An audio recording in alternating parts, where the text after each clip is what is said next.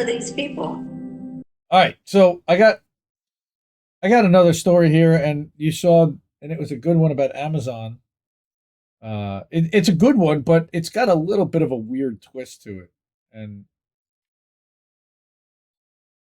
As man, they tend to. man, well, the next one's pretty even better, but this one, this guy, I Common Dreams, Indie Media Award winner. By the way, go to IndieMediaAwards.com if you haven't gone there yet. Check out all the Indie Media Award honorees. There are 39 of them, outlets, streamers, and writers, the best of the best, the people who are featured the most in independent left news, and the people that we love and really support and endorse. So, cease and desist order called a massive victory for Amazon workers, and it is. And who calls it a massive victory? The lawyer for ALU. So okay. Kenny Stansel writes this article. There's Chris. This was over on Labor Day weekend when they were doing the protest over at Jeff Bezos' house. So here's his article. Progressives in the United States welcome news that federal judge on Friday, and this was last week, filed a nationwide cease and desist order against Amazon, which stipulates that the e-commerce giant must stop firing workers for organizing and otherwise impeding their participation in pro-union activities. Now, what are the ramifications, consequences? What are they going to do? I have no idea. But the court order filed in Eastern District of New York by District Judge Diana Guajarati. I knew I was going to butcher that name. I should have. That's close. I think you're good. All right. So it instructs Amazon, which of course is the country's second largest employer, to immediately stop, quote, discharging employees because they engaged in protected concerted activity and, quote, in any like or related manner, interfering with, restraining, or coercing employees in the exercise of the rights guaranteed to them by Section 7 of the National Labor Relations Act, unquote. Okay, cool, right? And then Vice does this whole long report, and the thing is that they talk about Gerald Bryson, and he's the one that this is filed on behalf of because he was fired for protesting lack of safety protocols. So, of course, we know about JFK 8 and Chris Smalls. At the time, NLRB found Amazon illegally retaliated against him by terminating him and demanded that it reinstate him. The judge's order denied his request to get his job back because it claimed it wouldn't have significant effect on workers' willingness to organize. That blows my mind. What? So, Ana Lilia Mejia and Demario Cooper, who are co-executive directors for the Center for Popular Democracy Action, applauded the court's decision to provide injunctive relief that protects Amazon workers across the U.S. from being terminated for engaging in legally protected workplace organizing, because while lamenting that ruling falls one step short because it fails to reinstate Bryson. So what they're saying is that this decision is a massive victory for Amazon workers nationwide, the ones at least who are there now. Protection from retaliation is especially important as the workers enter the grueling peak season in Amazon's warehouses, which we know of.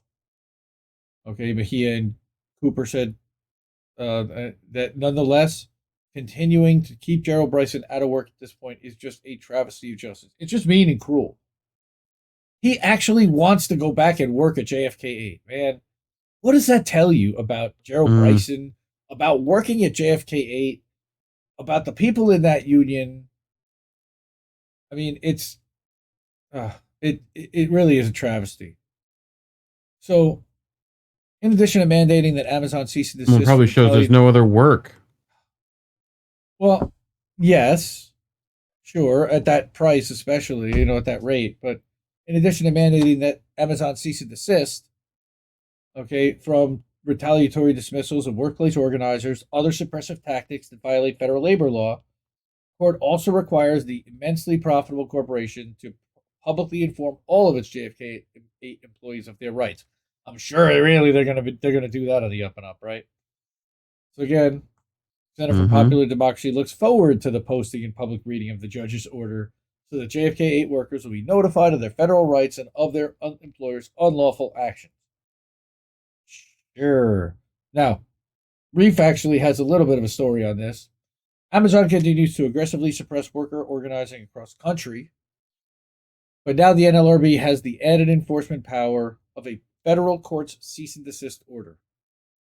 We will continue to fight for justice for Gerald and other Amazon workers nationwide, and we urge the NLRB to continue pushing courts to grant injunctive relief for fired Amazon employees. Hell yeah. Justice for my boy Matt Luttrell, too. All right. ALU lawyer, here we go, Seth Goldstein, he talked to Vice that the ruling is of huge significance, that it is a national cease and desist order, which means that wherever in the country they violate it, theoretically, the NLRB can immediately seek a contempt of court order. A federal judge is not happy when a party violates their rule. There can be sanctions of all types. Well, that's pretty interesting. I'm not crazy necessarily about Seth Goldstein or ALU. Seth Goldstein is also a DNC affiliated, if I remember correctly. Again, I know there's going to be. I know there's going to be something. Like, they don't grant these powers without handcuffing you somewhere else. You know? Okay, Yepex is saying that volume on mobile is maxed and it's hard to hear us, which is really interesting. All right, well, I'm going to move the mic a little closer and hopefully that helps. Okay, so the court order comes just weeks after Amazon suspended dozens of JFK 8 workers who refused to return to the shop floor. Of course, we covered that for a few hours due to health and safety concerns following a fire at New York City Fulfillment Center. Either we covered it or you guys covered it on INDnews. One of us definitely covered the fire. Seth Goldstein called Amazon's punitive response to last month's temporary work stoppage a violation of workers' rights to join in a collective action about the terms and conditions of their employment. And he's not wrong. Staten Island facility has earned a reputation for egregious violations of workers' rights since it opened in September 2018. This I don't think people talk about much. Again, this is pre-pandemic stuff. Data published earlier this year, for instance, shows that the fulfillment center's already above average injury rate increased by 15% during pandemic from 2020 to 2021, which is when Chris was screaming about this. And when Matt, earlier this year has been yelling, but Amazon earlier spent big on union busting consultants and pulled out all the stops in a failed bid to crush the organizing drive at JFK 8. However, it worked at Albany, and they're going to say that. Just days after the early October fire at JFK 8, Amazon did successfully defeat a unionization effort at ALB 1. ALU has filed objections to the result, accusing Amazon again of coercive, threatening, and retaliatory conduct. And we know what they were doing to Heather. We know that they were having illegal meetings with employees. We know that they were bullying people and chasing them into the parking lot. They were insisting that people vote no. I'm not saying that all that is not happening. It's not good. And it was a 2-1 loss, as I'm sure you remember we covered. But regarding the nationwide cease and desist order, Goldstein said that it is broad and it is sweeping, and that no one has gotten that yet against Amazon. So that's a good thing. I don't know how much they're going to be able to enforce it or what they're going to be able to do. I don't see any penalties, any punitive measures. What will this cost them? Will Amazon continue to fire these people? My guess would be until it really costs them substantially, they're going to. And it makes me angry and sad, and it's why I continue to cover this and amplify it and call this out whenever I see it. And